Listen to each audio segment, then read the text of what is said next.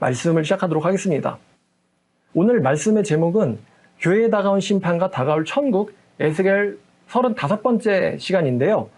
44장 이야기인데 제목은 이렇습니다. 구약의 제사장의 결혼 윤리를 신약의 목회자에게 적용할 수 있을까? 구약의 제사장의 결혼 윤리를 신약의 목회자에게 적용할 수 있을까? 다른 부제로는 신구약의 성윤리 이렇게 하면 좋겠네요. 제가 요즘에 이제 좀 굉장히 관심을 가지고 보고 있는 부분이 있는데 바로 성에 대한 거라고 말씀드렸죠. 자, 근데 이제 히브리서 7장을 봅시다. 먼저 히브리서 7장 23절부터 28절까지를 보겠습니다. 제사장 된 그들의 수요가 많은 것은 죽음으로 말미암아 항상 잊지 못함이로되 예수는 영원히 계심으로 그 제사장 직분도 갈리지 아니하느니라. 그러므로 자기를 힘입어 하나님께 나아가는 자들을 온전히 구원하실 수 있으니 이는 그가 항상 살아계셔서 그들을 위하여 간구하심이라. 이러한 대제사장은 우리에게 합당하니 거룩하고 악이 없고 더러움이 없고 죄인에게서 떠나 계시고 하늘보다 높이 되시니라. 그는 저 대제사장들이 먼저 자기 죄를 위하고 다음에 백성의 죄를 위하여 날마다 제사 드리는 것 같이 할 필요가 없으시니 이는 그가 단번에 자기를 드려 이루셨음이라. 율법은 약점을 가진 사람들을 제사장으로 세웠으나 율법 후에 하신 맹세의 말씀은 영원히 온전하게 되신 아들을 세우셨느니라 라는 구절입니다. 자, 여러분 이 구절을 한 구절 해석을 하면 여러분 23절에 제사장 된 그들의 수요라는 단어가 나오잖아요. 여기서 제사장이라고 나오지만 사실은 여기서 제사장이 아니고 대제사장입니다. 왜냐하면요. 그 다음에 나오는 예수님 때문이에요. 자, 예수는 영원히 계시기 때문에 제사장 직분도 갈리지 않는다 그랬는데 여러분 대제사장이 구약시대의 대제사장이 한 명뿐입니까? 아니면 계속 바뀌나요? 계속 바뀌죠. 왜 바뀌죠? 죽으니까예요. 죽으니까 계속 바뀝니다. 그래서 반열에 따라서 계속 옮겨요. 대제사장을. 그럼 대제사장의 그들의 수요가 많은 이유는 죽음 때문이래요. 근데 여러분 예수님이 대제사장이신데 이 예수님은 죽으시나요? 안 죽으시나요? 안 죽으시기 때문에 여러분 대제사장의 직분은 죽으면 이제 넘어가겠죠. 예수님은 안 죽으시기 때문에 제사장 직분이 남에게로 이제 갈린다라는 것은 이제 여러분들이 이 단어 좀 안 좋아하실 것 같은데 세습된다라는 뜻입니다. 예수님의 대제사장 직분은 세습되지 않는다. 이런 거예요. 자, 그러면 제사장은 혈통에 따라서 이어지는데 혈통에 따라서. 근데 대제사장 예수님은 죽지 않기 때문에 세습할 필요가 있습니까? 없습니까? 없다는 이야기를 히브리서 저자는 하고 있는 겁니다. 그러니까 이제 히브리서 저자가 말하는 이 제사장은요, 일반 제사장이 아닌 대제사장의 직분을 말하는 것인데, 갈리지 않는다라는 것은 대제사장 직분은 불멸의 대제사장인 예수님을 가리키는 거예요. 불멸의 대제사장인 예수님을 가리키는 것이고, 일반 제사장은 아닙니다. 왜냐하면은, 여러분, 우리가 에스겔 44장을 보면은 종말의 성전이 나오고 거기에 제사장에 대한 규례가 나오거든요. 근데 제사장의 규례에서 제사장더러 아내를 두라고 했을까요? 두지 말라고 했을까요? 두라고 했어요. 두라고. 자, 그래서 갈리지 않는 것은 대제사장 직분이고 26절에 나오죠. 이러한 대제사장이 우리에게 합당하다. 이 대제사장은 지금 계속 대제사장 이야기를 하고 있는 거예요. 대제사장들이 자기 죄를 사하기 위해서 그 다음에 백성들의 죄를 사하기 위해서 날마다 제사 드리는 것처럼 할 필요가 없으니 그 예수님 대제사장은 자신을 단번에 드려서 이루셨기 때문이다. 라고 성경이 이야기하고 있는 거죠. 대제사장 직분은 갈리지 않는다. 히브리서 7장 이야기는요. 히브리서 7장 이유는 히브리서 7장은 두 종류의 대제사장을 얘기하고 있어요. 율법에 따라서 대제사장이 된 사람들과 하나님의 맹세의 언약에 따라서 대제사장이 되신 예수 그리스도를 이 두 존재를 비교하고 있는 게 히브리서 7장입니다. 자, 그럼 보시죠. 에스겔 44장을 가겠습니다. 에스겔 44장. 자, 에스겔 44장 3절을 보면 제가 이거 설명을 드렸을 거예요. 자, 하나님께서 에스겔이 보고 있는 성전에 들어오셔서 좌정하십니다, 여러분. 그럼 좌정하시는데 하나님께서 이 성전을 다시는 나가실 생각이 없어요. 그래서 바깥쪽 동문을 닫아두라고 말씀하셨습니다. 닫아둬라. 난 나갈 생각이 없다. 난 영원히 여기 있을 것이다. 여호와 샴마라고 하십니다. 하나님이 닫아두라고 하신 그 문을 어느 누구도 쓰질 못합니다. 근데 44장을 보면은, 자, 44장 2절 볼게요. 자, 여호와께서 내게 이르시되 이 문은 닫고 다시는 열지 못할지니 아무도 그리로 들어오지 못할 것은 이스라엘의 하나님 나 여호와가 그리로 들어왔기 때문이다. 그러므로 닫아둘지니라. 내가 들어왔고 나는 나갈 생각이 없으니까 이 문을 닫아두고 아무도 이 문을 통과하지 못하게 해라라는 거예요. 근데 이 문을 자유롭게 출입하는 한 명의 왕이 계십니다. 3절이죠. 왕은 왕인 까닭에 안길로 이 문 현관으로 들어와서 거기 앉아서 나 여호와 앞에서 음식을 먹고 그 길로 나갈 것이니라. 한 명의 왕만이 이 여호와만이 쓰시는 여호와 전용 문을 쓰십니다. 한 명의 왕만이 여호와가 쓰시는 여호와의 전용 문을 쓰세요. 전용 문을. 자, 그럼 여러분들에게 여쭤보겠습니다. 이 여호와 앞에서 음식을 먹는 이 왕이 누굴까요? 대답해 보세요. 누구죠? 예수님이죠. 예수님 외에는 없습니다. 자, 근데 여러분 그 성전 규칙에 따르면은 하나님 앞에 누가 설 수 있어요? 아무도 못 서죠. 근데 이 왕은 하나님 앞에 앉아서 하나님 앞에서 음식을 먹고 교제를 합니다. 그렇다는 건 이 왕의 다른 직분 하나가 무엇이냐면 바로 대제사장이라는 것이죠. 이 대제사장이자 왕이신 존재가 여호와 앞에서 오직 그 문을 사용해서 여호와 앞에서 교제를 하고 음식을 드시고 그 길로 다시 나갈 수 있는 유일하신 분이 바로 이 왕이자 대제사장인 존재예요. 자, 흥미롭게도 여러분 레위기에 대제사장에 대한 가르침이 있을까요, 없을까요? 레위기에 대제사장에 대한 가르침이 있을까요, 없을까요? 있어요. 너희들이 대제사장을 세울 때 그 대제사장은 이래야 해라는 가르침이 있습니다. 왜냐하면 대제사장을 누가 세우는데요? 하나님이 세우시지만 누가 그 대제사장이 자기가 처음부터 난 대제사장이야 이러면서 태어나진 않잖아요. 그 대제사장이 어떻게 행동해야 되는지를 그 사람도 뭘 봐야 될까요? 성경 봐야 되죠. 그러니까 구약의 레위기에는 대제사장에 대한 가르침이 있는 거예요. 대제사장이 될 자마다 그 가르침을 보겠죠. 자, 근데 여러분 질문입니다. 에스겔에는 대제사장에 대한 가르침이 있을까요, 없을까요? 에스겔은 대제사장에 대한 가르침이 대제사장과 관련한 규례나 규칙이나 가르침, 심지어 대제사장이라는 단어 존재 자체도 등장하지 않습니다. 에스겔 성전에는 대제사장이 등장하지 않아요. 왜 그러느냐? 이미 유일하며 불멸의 대제사장이 계시고 그 대제사장이 예수님 뿐이시기 때문에 대제사장들은 이렇게 행동을 해야 된다라는 가르침 자체가 필요가 없는 거예요. 누가 죽고 나서 새로운 누가 대제사장을 뽑혔어요. 그럼 그 대제사장은 법전을 보고서는 대제사장이 이렇게 행동해야 되는군 이라고 공부를 해야 됩니다. 근데 에스겔 성전은 대제사장에 대한 가르침이 일절 없습니다. 불멸의 대제사장이 있다는 것을 이미 알고 있는 것이죠. 히브리서 7장이 아까 그랬잖아. 이러한 대제사장이 우리에게 합당하다. 거룩하고 죄가 없고 죄로부터 떠나 계시고 영원한 대제사장이 우리에게 합당하다고 하잖아요. 그 대제사장의 존재를 가정하고 있기 때문에 에스겔에는 대제사장에 대한 가르침 자체가 등장하지 않아요. 레위기엔 등장합니다. 왜냐하면 그 사람은 태어날 때부터 대제사장으로 태어나지 않았기 때문에 성장하면서 나이가 30살이 되면은 대제사장이 이렇게 행동을 해야 되는구나 라고 배우는 거예요. 자, 그럼 에스겔 44장 21절을 보면은 여기 나오는 이 제사장, 지금 21절에 제사장 등장하잖아요, 여러분. 요 제사장이 대제사장일까요? 그냥 제사장일까요? 그냥 제사장입니다. 그냥 제사장이에요. 제사장이 안뜰에 들어갈 땐 여러분 안뜰에 들어가면 이제 거기서부터 하나님의 업무를 하는 거거든요. 여기는 포도주를 마시라고 합니까? 마시지 말라고 합니까? 마시지 말라고 합니다. 그럼 제가 여러분들에게 한번 여쭤볼게요. 커피는 될까요? 안 될까요? 제 생각에 커피는 될 것 같아요.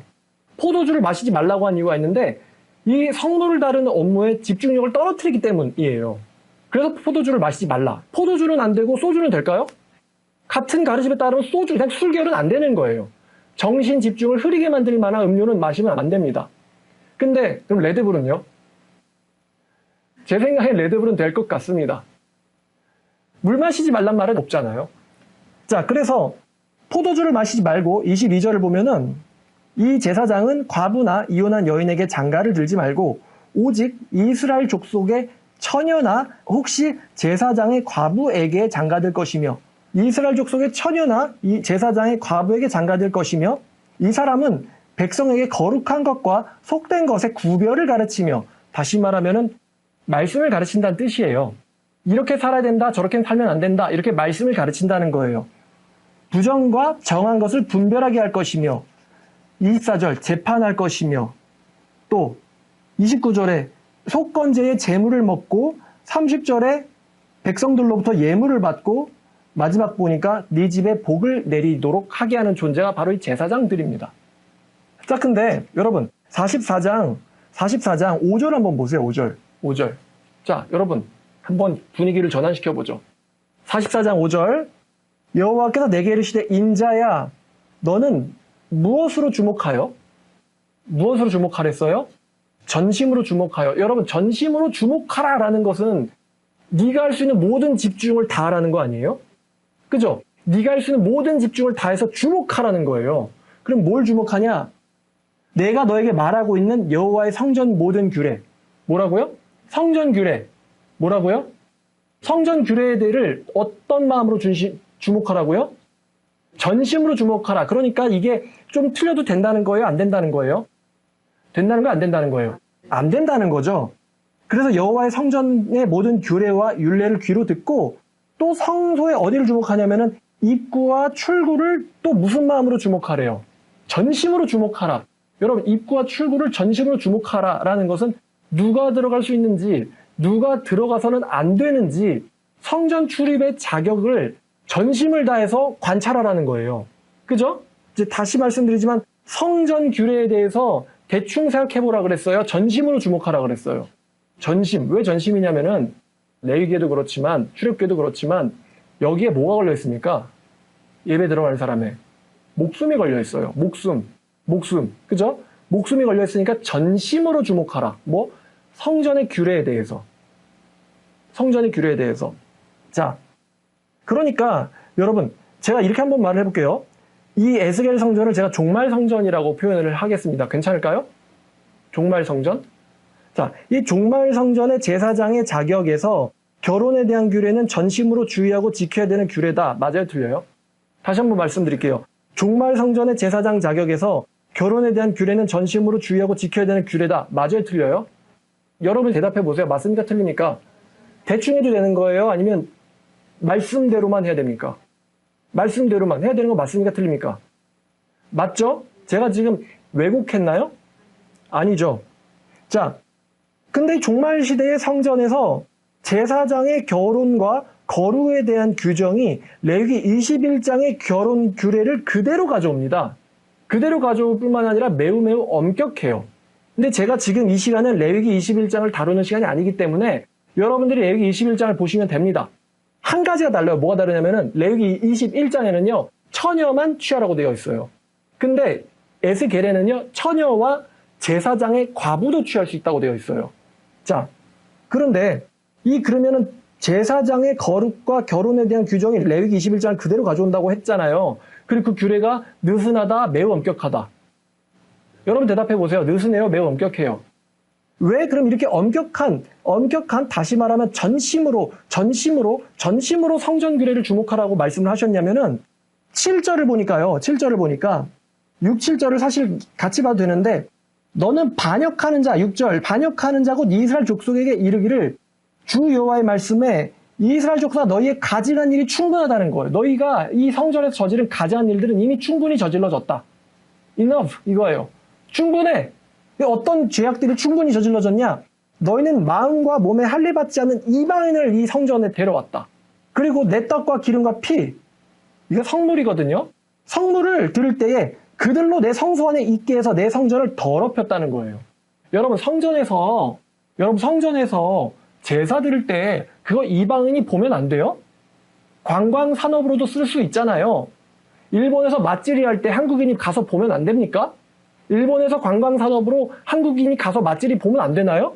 봐도 되죠. 근데 여기 성전에서는 제사장들이 예물을 드릴 때 이방인이 와서 봐도 돼요, 안 돼요? 안 된다고 하시는데 그 성전 주인이 하나님 뭐라고 말씀하시냐면 더럽혔다라고 말씀하세요. 뭐라고요? 더럽혔다. 그들이 내 성전을 더럽힘으로 너희의 모든 가증한 일뿐만 아니라 그들이 내 언약을 위반했대요. 그래서 언약은 성전 언약이에요. 성전 언약을 위반했대요.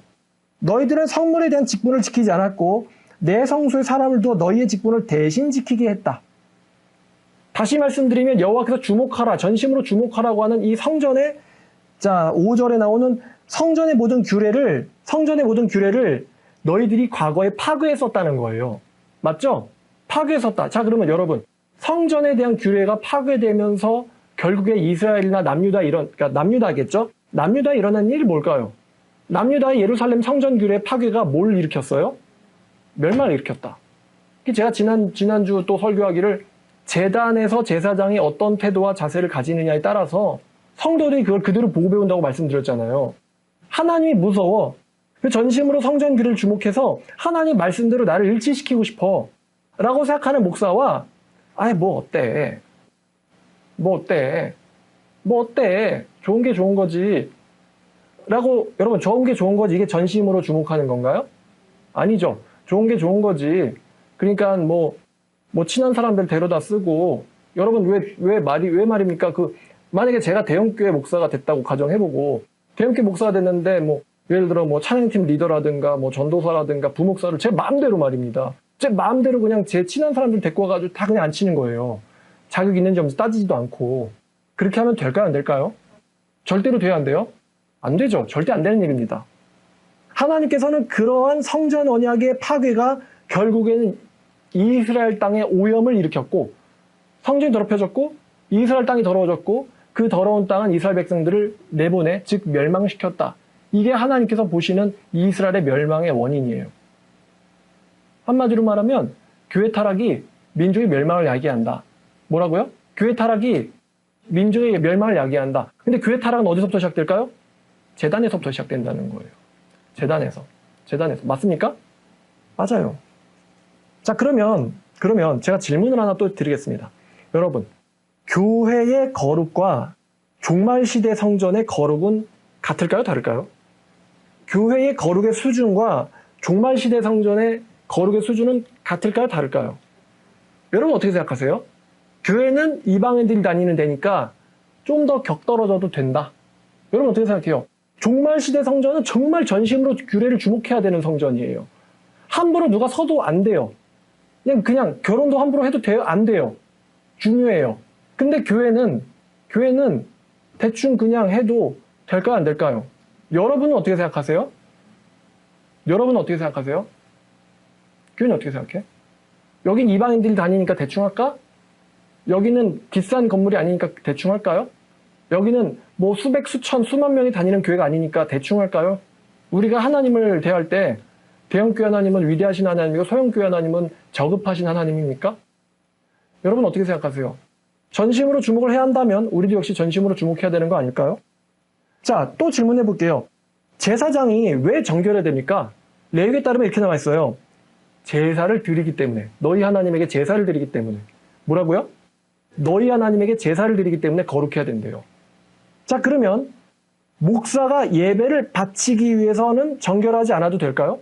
여러분 어떻게 생각하십니까? 목사가 예배를 바치기 위해서는 정결하지 않아도 될까요? 여러분들 한번 대답해 보세요.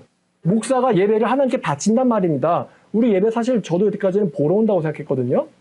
그냥 인도한다고 생각했는데 성경을 보니까 그냥 인도가 아니에요. 레위기를 보니까 드린다라는 표현이 되어 있어요. 오퍼링. 영어로도 오퍼예요. 드리는 거예요. 그러면 구약의 제사장이 제사를 드리기 때문에 정결해야 한다면 신약의 목사님이 예배를 바치기 위해서는 정결하지 않아도 될까요? 여러분들 어떻게 생각하세요? 하나님이 제사만 엄격한 기준을 적용하시고 예배는 느슨하게 해도 될까요? 자, 여러분들 또 한번 질문해 보겠습니다. 여러분 잘 생각해 보시고 대답해 보세요. 목사의 아내가 마음의 할례를 받지 않은 사람이어도 됩니까? 다시 한번 여쭤볼게요. 목사의 아내가 마음의 할례를 받지 않은 사람이어도 됩니까? 여러분 어떻게 생각해요? 된다 안 된다? 자, 여기 7절을 보니까 마음의 할례 받지 않은 이방인들이 와서 내 성전을 더럽혔다 나오죠. 한번 다시요. 7절에 보니까 마음의 할례 받지 않은 이방인을 데려와서 내 성전을 더럽혔다라고 나와요, 안 나와요? 그죠? 아마도 이 사람들은 성전을 구경 온 거예요. 이 사람들은 데려와서. 다시 여쭤볼게요. 마음의 할례 받지 않은 이방인이 목사의 아내가 돼도 될까요? 여러분 어떻게 생각하세요? 하나님 말씀에 따르면 구경만 가도 된다 안 된다? 안 된다고 하세요. 더럽혔다. 그러면 예배를 드리는 목사의 아내가 마음의 할례를 안 받았다. 여러분 된다고 봐요? 안 된다고 봐요? 안 된다. 왜? 그 목사는 그 아내와 합할 거 아니에요. 근데 성경에 따르면 합하면은 그 부정을 그대로 둘이서 공유하게 됩니다. 공유하게 돼요. 성경에 따르면. 그래서 부정한 여자와 합하면은 한 몸이라고 말하고 있는 거예요. 성경이. 그러면 부정한 자가 하나님께 예배를 드려도 될까요? 안 될까요? 예배를 바치는 자를 일을 해도 될까요? 안 될까요? 안 된단 말이죠. 원리가 그래요. 원리가. 자, 다시 질문 드릴게요. 마음의 할례 받지 않은 사람이어도 된다라고 생각하시는 분. 한번 손 들어보세요. 마음의 할례 받지 아니한 사람이 목사의 아내가 되어도 된다라고 생각하시는 분. 손 들어보세요. 한 분이라도 계신가요? 영상에서도? 마음의 할례 받지 아니한 사람이 목사의 아내가 되어도 된다. 아무도 없어요. 아무도. 그러면 마음의 할례를 받은 사람이 목사가 아내가 된다. 손 들어보세요. 이 마음의 할례란 단어는 44장 9절에서도 쓰입니다. 9절. 주 여호와께서 이같이 말씀하셨느니라. 이스라엘 족속 중에 이방인 중에 마음과 몸을 할례 받지 아니한 사람은 내 성소에 들어오지 못하리라. 마음의 할례란 단어 또 나오죠? 마음의 할례를 받은 이방인은 내 성소에 들어올 수 있다는 거예요. 이 말은. 받지 못한 사람은 들어올 수 없지만 마음의 할례 받은 이방인은 내 성소에 들어올 수 있다 없다? 있다. 제가 약간 곁길로 한번 빠져볼게요. 곁길로요. 여러분 여기가 어디죠? 여기가 어디예요? 여기가 교회. 다른 말로는 성전. 그죠? 성전. 근데 여러분 이 성전에는 전심으로 거룩한 사람만 들어가야 되고 여기에는 날라리들 들어와도 될까요? 어떻게 생각해요, 여러분? 여기에 날라리 들어와도 돼요, 안 돼요? 여기에 양아치 들어와도 돼요, 안 돼요? 여기에 솔주정뱅이 들어와도 돼요, 안 돼요? 안 됩니다. 하나님의 말씀에 따르면은 여기엔 뭘 받은 사람이 들어와야 된다고 해요? 뭘 받은 사람? 마음의 할례. 여러분 솔직히 말씀드리면 저도 여러분도 다 이방인이죠? 여기에 유대인 없습니다. 그러면 이방인은 율법에 따르면 정한 존재예요? 부정한 존재예요? 부정한 존재입니다. 그래서 성전 들어갈 수 있어요? 없어요? 없단 말이에요. 근데 지금 제가 여기서 서가지고 이 강단에서 설교를 하고 있지 않습니까? 하나님 말씀 다루고 있잖아요. 여러분들 전부 이방이죠. 유대인 출신 아무도 없어요. 근데 어떻게 성전에 들어와 있죠? 마음의 할례를 받았거나 조금 더 양보하면 마음의 할례 받기를 소망하기 때문에. 다시 말씀드릴게요. 마음의 할례를 받았거나 마음의 할례를 소망하기 때문에. 맞아요, 틀려요? 여러분 마음의 할례 받기를 소망합니까, 안 합니까? 여기서 마음의 할례 받기 소망하지 않는 사람이요. 손 들어보세요. 마음의 할례 받기 싫다. 손 들어보세요. 아무도 없어요. 여기 오시는 분들 다 마음의 할례 받고 싶어서 왔어요. 제가 좀 건방지지만 말입니다. 죄송해요. 같이 살다 보면, 같이 지내고 같이 교제하다 보면요. 이 사람이 마음의 할례를 받았겠다라는 대충 촉이 와요. 왜 촉이 오냐면은 구약 성경에서 마음의 할례 받은 이방인들을 자세히 연구하다 보면요. 마음의 할례 받은 사람들의 특징이 있습니다. 한마디로 말하면 전심입니다. 전심이에요. 전심입니다. 여러분, 보아스, 유대인이죠. 룻, 부정한 이방인입니다. 게다가 유부녀예요. 부정한 이방인이 아니라 유부녀예요. 결혼하면 됩니까? 안 됩니까? 안 돼요. 결혼하면 어떻게 됩니까? 보아스가 부정해집니다. 근데 보아스가 왜 룻이랑 결혼했을까요? 보아스가 룻이 마음에 할례 받은 거를 몰랐을까요? 알았을까요? 알았어요. 이 여자는 이방인이지만 마음에 할례를 받은 이방인이군. 이 여자랑 합해도 거룩에 문제가 없어. 라는 걸 보아스가 알았어요. 그래서 룻이 유다의 그 지파의 위대한 여인 중에 한 명이 된 거죠. 룻이. 그래도 자 그럼 여러분 룻이 제사장의 아내가 될 수 있을까요? 없을까요? 여러분 어떻게 생각합니까? 제사장이 마음의 할례 받았으니까 제사장의 아내가 될 수 있다. 왜 안 되죠? 말씀에서 금지하고 있습니다. 레위기에서 금지하고 있어요. 내가 마음의 할례를 받은 것과 제사장의 아내가 되는 것은 다른 문제입니다. 일단 이 성전에서도요, 성전에 들어오는 사람들은 유대인이거나 마음에 뭘 받은 이방인이에요? 마음에 할례 받은 이방인들만 출입이 허용되고 있습니다. 그쵸? 애당초 입장 조건이 마음에 할례 받은 이 조건이에요. 자, 그래서 제가 교회에 예배 보러 오는 사람들은 여기 오면 안 된다라고 제가 생각하는 거예요. 교회에 예배 구경 오고 보러 오는 사람들은 여기에 있으면 된다, 안 된다? 안 돼요. 전 그런 사람들이 예배 오는 걸 원치 않습니다. 심지어 그 사람이 교회에 100억을 기부한다 그래도 오지 말라고 하고 싶어요. 오지 말라고 해야지. 그죠? 왜? 하나님의 일이 돈인가? 건물인가요? 요즘 어디 보니까 성전 신축 열심히 하더만. 저는 이게 크든 작든 하나님이 기뻐하시는 공간이 됐으면 좋겠어요, 이 공간이. 애당초 그러려고 목사하는 거 아닐까요? 자, 여러분 그러면 22절을 다시 한번 볼게요. 22절. 마음의 할례라는 단어가 이 장에 등장하잖아요. 마음의 할례만 중요하다면 22절에 이스라엘 족속의 처녀라는 조건이 왜 붙겠어요? 마음의 할례만 중요하다면 이스라엘 족속의 처녀라는 게 왜 조건이 붙겠어요? 그쵸? 내가 마음의 할례를 받는 것과 제사장의 아내가 되는 것은 다른 문제입니다. 가늠한 여자가 예수님을 만나서 마음의 할례를 받거든요. 죄산 받는 것과 그 여자가 제사장의 아내가 되는 건 다른 문제예요. 여러분 가늠한 여자가 제사장의 아내가 될 수 있을까요? 없을까요? 불가능합니다. 천국 지옥, 천국 못 간다는 말은 아니라는 거 여러분 다 아시죠?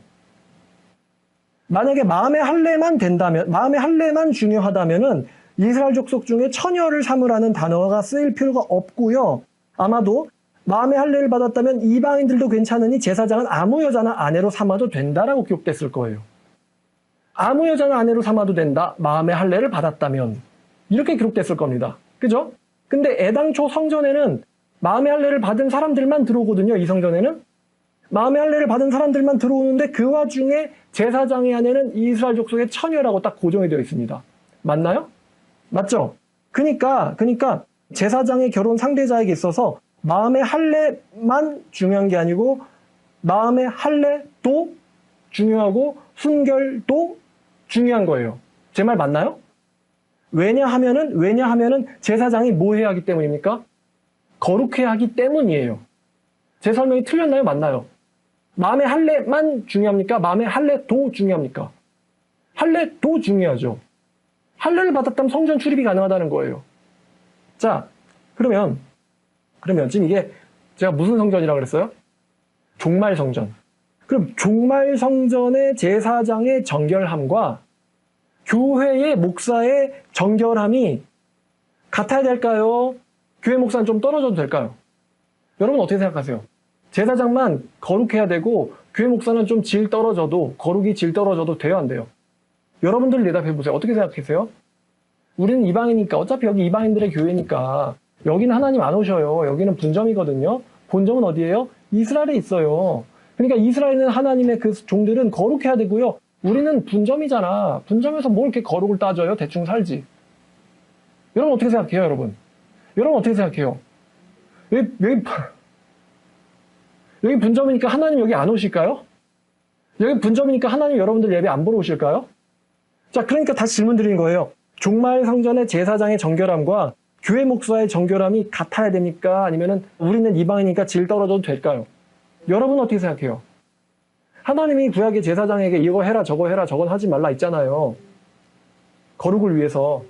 그럼 우리도 그거를 현대에서 해석하기를 목사들이 해도 되는 일들이 있고 하면 안 되는 일들이 있거든요. 근데 하면 안 되는 일들 하면서 야 예수가 우리를 다 죽었으니까 전날까지 술 퍼마시고 막 진탕 놀다가 그 다음날 되면 아멘 이러고 서도 돼야 안 돼요? 여러분 어떻게 생각해요? 해도 돼야 안 돼요? 안 되거든. 자, 종말 성전의 제사장의 정결함과 교회 목사의 정결함이 같아야 된다면요. 목사의 가정도 뭐 해야 될까요? 정결해야 되겠죠?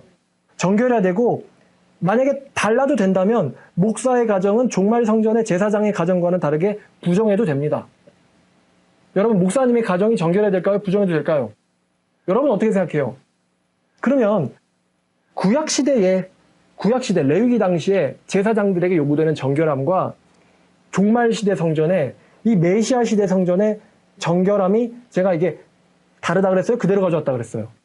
그대로 가져왔다 그랬죠? 그럼 우린 지금 중간에 살고 있거든요?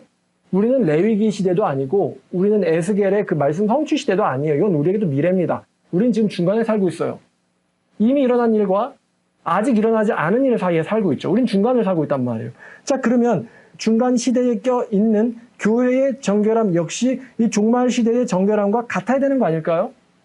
솔직히 말해서 제가 이거 연구하면서 야 여기 이방인이 들어와도 되나 안 되나? 우리 어차피 이방인이잖아. 근데 이방인이 다 들어올 때 마음에 할례만 받은 사람만 들어오라 그러면 너무 없어요. 요즘 시대에. 그러니까 할례를 받기를 소망하는 으로 그래도 예수님 말씀 듣고 싶으면 오라고 하는 거예요. 예수님 말씀 듣기 싫으면 오지 말라고. 그렇게 얘기하는 거고요. 근데 어머니들이 그런 애들을 데리고 와요. 그럼 저는 마음속에 갈등을 하죠. 정결해지고 싶지도 않아 하는 애가 여기 앉아가지고 딴짓하는 걸 보면은 제가 어떻게 예배를 인도해야 될지 되게 답답한데, 저는 최근에 또 뭘 느꼈냐면요. 그런 애들을 보면서 제가 설교할 때 영향을 부정적으로 받고 있다는 걸 느꼈어요. 여러분, 수업 시간에 딴짓하는 학생을 선생님이 내보낼까요? 딴짓이 수업에 전염되기 때문이에요. 공동체를 위해서 자격이 안 되는 애는 내보내는 거죠. 공동체를 위해서. 종말 시대에도 레위기 시대에도 똑같은 정결함이 요구된다면 이 중간 시대를 살고 있는 교회의 정결함도 역시 그대로여야 된다는 거예요. 교회는 뭐 해야 된다? 교회는 거룩해야 된다. 교회는 뭐 해야 된다고요? 거룩해야 됩니다. 목사는 뭐 해야 됩니까? 거룩해야 됩니다. 여러분은 뭐 해야 됩니까? 거룩해야 됩니다. 하나님이 들어오면 죽이지 않는다고 거룩하지 않아도 되는 건 아닙니다. 여러분들 오늘 이 자리 오기까지 여러분들의 일상생활에서 얼마나 하나님을 두려워하고 살았어요. 저도 여러분들도 거룩해야 됩니다. 자, 그러면 종말시대 성전에 하나님이 제사를 받으시기에 정결한 제사장을 원하신다면 전심으로 주목해라. 규례를. 그러면 교회 시대에도 예배를 받으시기에 정결한 목사를 원하시지 않을까요? 여러분 어떻게 생각하세요? 여러분 어떻게 생각하세요? 저 솔직히 이거 계속 연구하면서 신구약의, 그러니까 목사뿐만 아니라 신구약의 일반 성도들, 일반 유대인들의 신구약의 성윤리가 다른 거를 모르겠어요, 전. 구약에 요구하는 성윤리와 오늘날 요구하는 성윤리가, 오늘날 교회에서 성도들에게 요구되는 성윤리가 저는 같다는 걸 느꼈어요. 사도 바울도 마찬가지예요. 사도 바울의 글에서 성윤리에 대한 글이 많이 나오거든요. 사도 바울의 성윤리와 구약의 성윤리가 전혀 다르지 않아요. 같습니다. 같아요. 여러분, 예를 들어서 동성애, 구약 성경에 뭐라고 말합니까? 해도 된다, 가증하다. 가증하다. 지금 포스트 모더니즘, 뭐 무슨 시대인가 하여튼 지금 미친 것 같아요. 동성애 목사도 나오고. 아, 내가 말하고도 이상하네. 동성애 목사. 어떻게 생각해요, 여러분? 뭐에 근거를 두고 있어, 그게? 어디에 근거를 두고 있어요, 여러분? 어쨌든, 여러분, 정상적인 사람, 다시 말하면 성경에 있는 성전 규례를 전심으로 주목하는 사람이라면, 자, 동성애가 성경에 의하면은 허용됩니까? 불허됩니까? 허락돼요? 불허됩니까? 불가능하죠? 우리가 동성애 그러면 이제 교회에서 반대하잖아요. 내 생각에 기분 나빠서예요? 그럼 내 생각에 기분 나빠서예요? 뭐에 근거하고 있죠? According to the scripture에 기반하고 있지 않습니까? 성경에 따르면. 여러분, 수간. 요즘 종종 동물과 결혼하는 여자, 남자들이 있습니다. 구약 성경에 따르면 허용됩니까? 안 됩니까? 안 됩니다. 여자가 하든 남자가 하든 둘 다 죽이라 그랬어요. 동물까지도. 불쌍한 동물인데. 그러면 오늘날 교회에서 그런 윤리가 그런, 좀 말하기도 그렇네. 허용해도 돼요? 안 돼요? 내가 보기에 역해서예요? 아니면 성경에 허용하지 않으니까? 성경에 허용하지 않으니까. 자, 그러면 수간 동성애, 오케이. 정리됐잖아요? 자, 사람 대 사람 간의 성윤리. 구약 성경에 사람과 사람 간의 성윤리가 있잖아요. 사람과 사람 간의 성윤리에서 해도 되는 관계가 있고 하면 안 되는 관계가 있는 거 아시죠? 그러면 우리가 신약 시대 속에서 현대교회에서도 해도 되는 것과 해도 안 되는 것을 그대로 가져야 될까요? 아니면 요즘은 문란하니까, 요즘은 다들 대충 막 사니까, 세상들이 그렇게 사니까 해도 될까요? 안 될까요? 여러분 어떻게 생각해요? 안 되죠?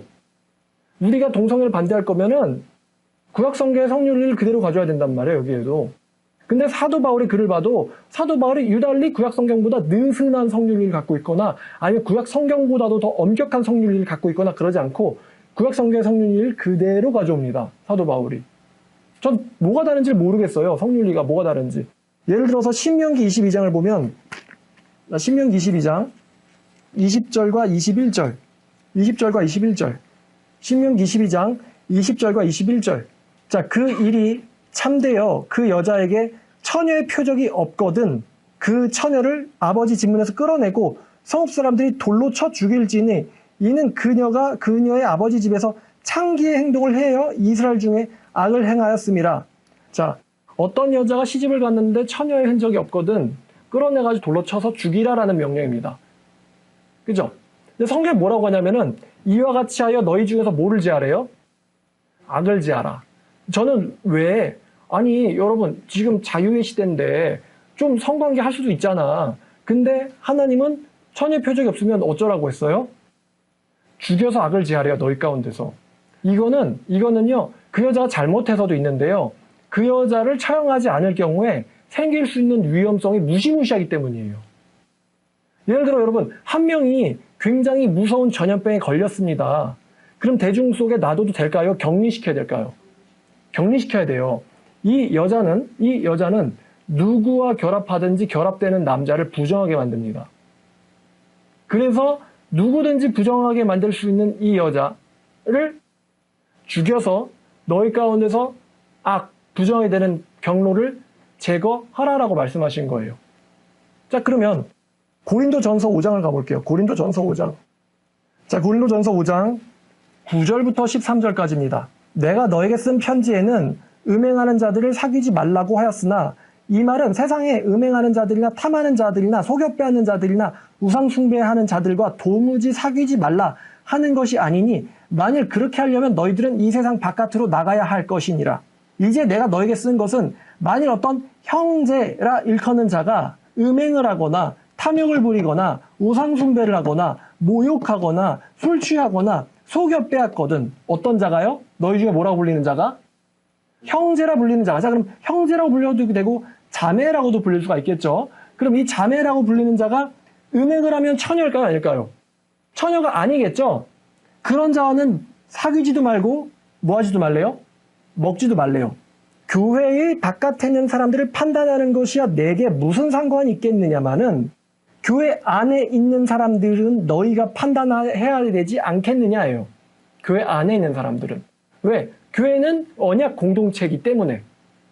그러니까 바깥에 있는 사람들은 하나님이 심판하실 거다. 교회 바깥에 있는 사람들은 누가 심판하세요? 하나님이 심판하실 거다. 근데 이러한 악한 사람은 너희 중에서라는 거는 너희 안에 있는 사람들이잖아요. 너희 안에 있는 사람들은 뭐 하래요? 마지막 문장이 뭘로 끝납니까? 내쫓아라. 내쫓아라. 여러분 그러한 자가 있거든. 교회 안에서 뭐 하래요? 내쫓으라는 거예요. 내쫓아라. 축출하라. 내쫓아라. 추방하라예요. 구약성경 그대로 가져오면은 음행하는 자 이런 자를 구약성경 그대로 가져오면 내쫓는 게 아니라 어떻게 해야 돼요? 돌로 쳐서 죽여서 뭘 제거해야 돼요? 너희 중에? 악을 제거해야 돼요. 근데 돌로 쳐 죽이기엔 지금 이 사회가 무슨 사회입니까? 로마 제국 사회잖아요. 그러면 내 생각에 우리가 판단하기에 이 자는 처녀가 아니라서 죽였습니다라고 하면 로마 제국이 교회를 어떻게 볼까요? 살인자 집단으로 보겠죠? 그러니까 교회가 지금 이 제국 가운데 있잖아요. 제국의 법도 따르고 하나님 주신 말씀의 법도 따르기 위해서 바울이 명령한 건 교회 안에서 뭐 하라고요? 내쫓아라. 내쫓아야지 뭐가 안 되니까. 전염이 되지 않으니까. 음행을 한 자와 합하면은 부정하게 돼버리니까 그러한 자를 교회 안에서 뭐 하라고요? 내쫓으라고 얘기한 거예요. 자, 그럼 다시 질문 드릴게요. 구약시대의 성윤리와 신약시대의 성윤리가 다릅니까? 같습니까? 같죠? 그럼 바울이 내쫓으라고 왜 말했을까요? 내쫓으면 교인 수가 늘어요? 줄어요? 줄지. 근데 왜 내쫓으라고 했을까요? 교회의 뭘 위해서? 아까 잘 말씀하셨는데 교회의 거룩을 위해서. 내가 거룩하니 너희도 뭐하라? 거룩하라. 내쫓아라. 근데 이걸 보니까 이 11절 말씀 말입니다. 이 11절 말씀 보니까 여러분 좀 이렇게 슬프지 않습니까? 우리의 과거가 좀 기억나죠?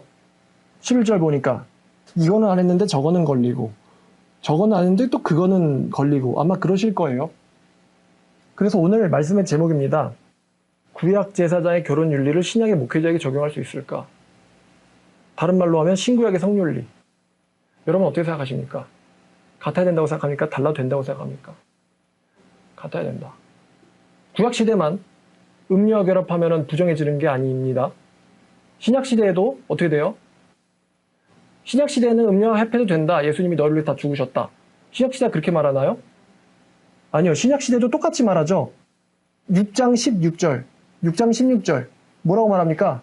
창녀합하는 자는 둘이 한 몸인 줄 알지 못하느냐? 일렀을 때 둘이 한 육체가 된다 하셨나니. 그럼 요 구절은 구약에서 인용한 거죠? 바울이 구약을 따라와요? 구약과 다르게 갑니까? 바울이 구약을 따라가잖아요. 그럼 구약시대만 한 몸이 되고 신약시대는 한 몸이 안 되나요? 신약시대도 한 몸이 된단 말이에요. 그러한 사람을 너희 가운데서 뭐 하래요? 내쫓으라라고 말하고 있는 거예요.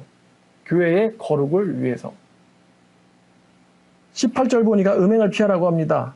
사람들이 범하는 죄마다 몸 밖에 있지만 음행하는 자는 자기 몸에다 대고 죄를 짓는데요. 모든 죄들 중에 특별히 더 무서운 죄가 바로 음행이에요.